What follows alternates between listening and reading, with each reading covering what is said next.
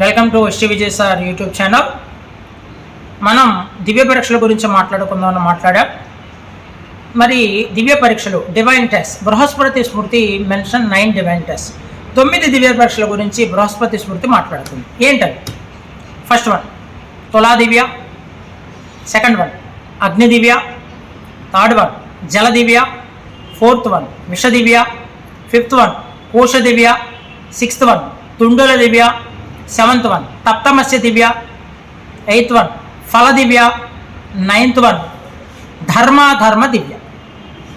My dear students, ఈ 9 దివ్య పరీక్షలు 9 divine test mention in Brihaspati Smriti.